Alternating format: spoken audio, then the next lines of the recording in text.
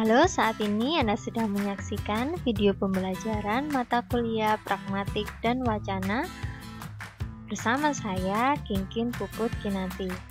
Pada sesi ini Anda akan belajar mengenai definisi dan sejarah pragmatik.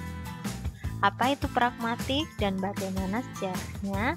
Mari kita lihat beberapa definisi pragmatik dari berbagai ahli. Yang pertama, menurut Parera, pragmatik adalah kajian pemakaian bahasa dalam komunikasi, hubungan antara kalimat, konteks, situasi, dan waktu diujarkannya dalam kalimat tersebut. Selanjutnya, menurut Verhaar, pragmatik merupakan cabang ilmu linguistik yang membahas tentang apa yang termasuk struktur bahasa sebagai alat komunikasi antara penutur dan pendengar dan sebagai pengajuan tanda-tanda bahasa pada hal-hal ekstralingual yang dibicarakan. Menurut Krida Laksana, pragmatik diartikan sebagai syarat-syarat yang mengakibatkan serasi tidaknya pemakaian bahasa dalam komunikasi, aspek-aspek pemakaian bahasa atau konteks luar bahasa yang memberikan sumbangan kepada makna ujaran. Jadi, dapat kita simpulkan definisi pragmatik itu merupakan cabang ilmu linguistik yang menjelaskan mengenai makna ujaran yang terikat dengan konteks.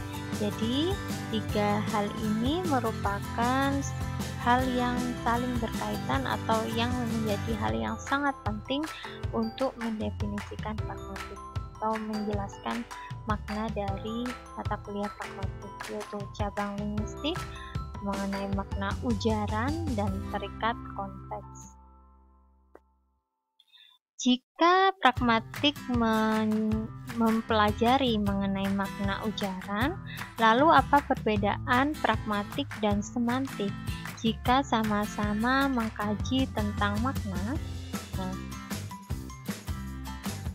Perbedaan pragmatik dan semantik terdapat pada contoh kalimat-kalimat ini ya. Yang pertama, kapurnya habis. Kemudian yang kedua, jam berapa sekarang?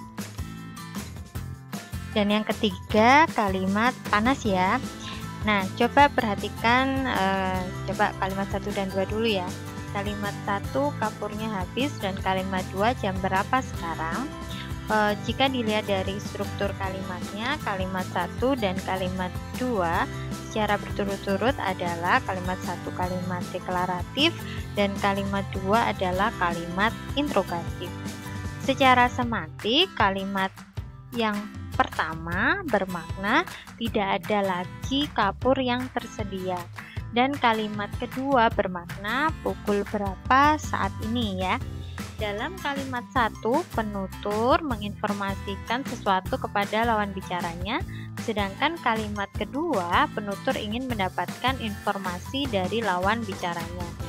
Satuan lingual pada kalimat 1 dan kalimat 2 bila dianalisis secara pragmatis dengan mencermati konteks pemakaian akan didapatkan hasil yang berbeda.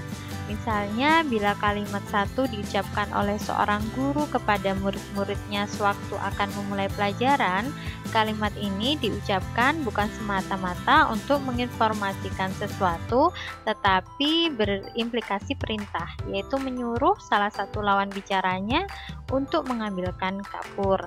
Demikian pula halnya bila kalimat kedua diucapkan oleh seorang ibu asrama mahasiswa putri kepada tamu laki-laki yang bertandang ke asramanya, kalimat ini bukanlah kalimat tanya karena kemungkinan besar penutur sudah tahu pukul berapa saat itu.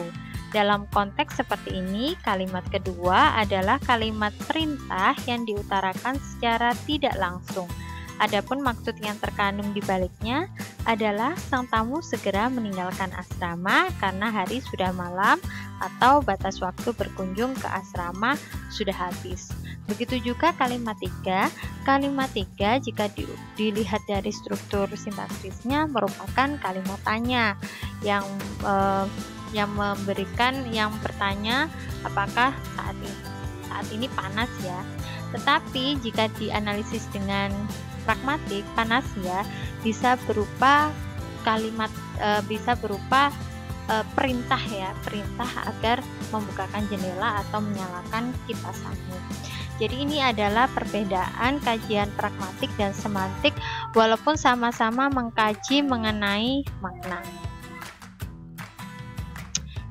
Ya, semantik menelusuri makna kata atau klausa, tetapi makna yang bebas konteks, sedangkan pragmatik menggeluti makna yang terikat dengan konteks.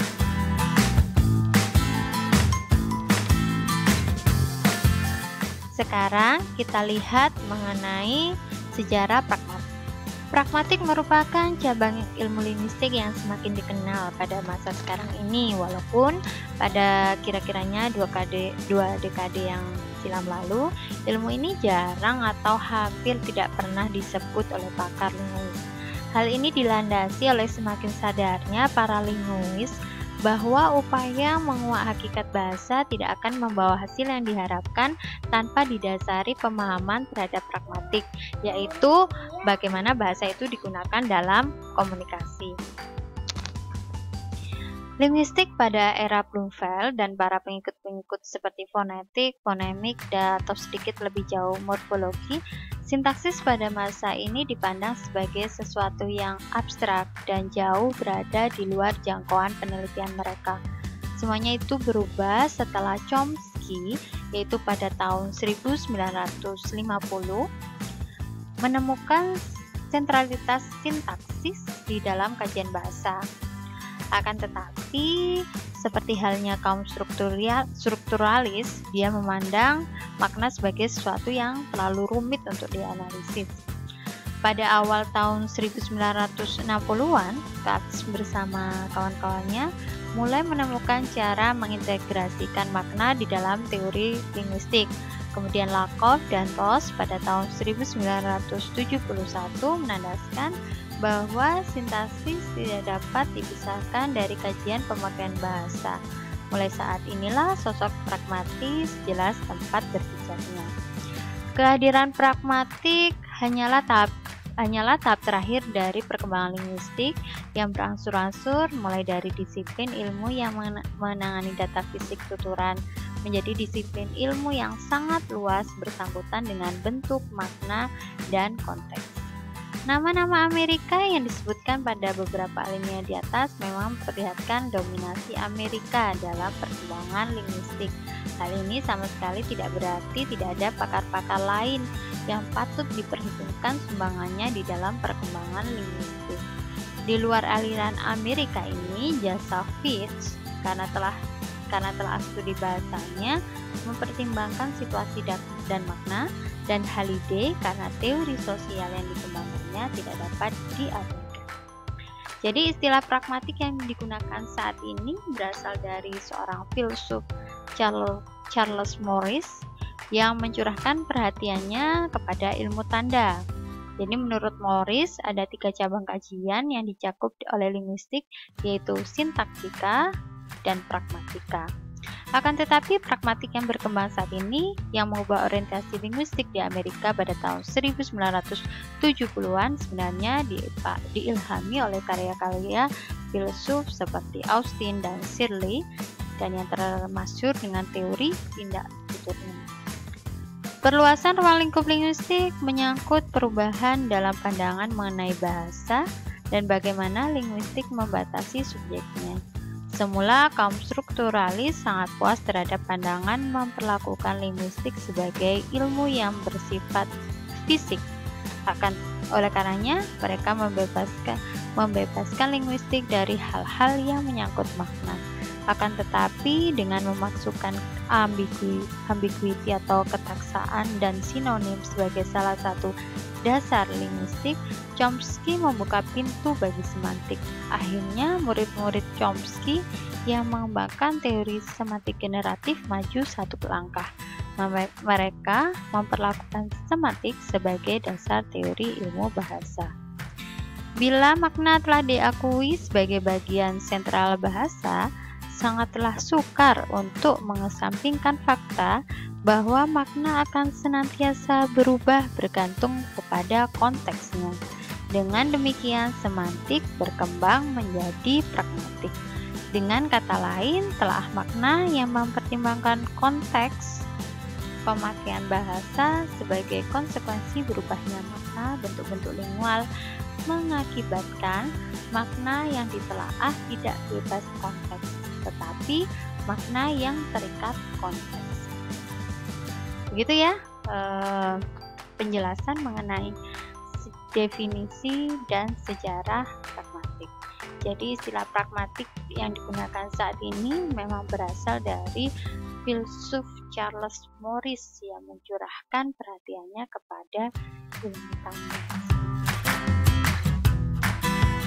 Jadi pertama struktural ya, pertama linguistik itu merupakan ilmu yang struktural, kemudian ternyata tidak bisa lepas dari makna, akhirnya muncullah ilmu linguistik. Terima kasih. Jika ada pertanyaan bisa menghubungi saya melalui ini ya, email atau Instagram atau WA. Kita jumpa lagi pada sesi berikutnya. Terima kasih.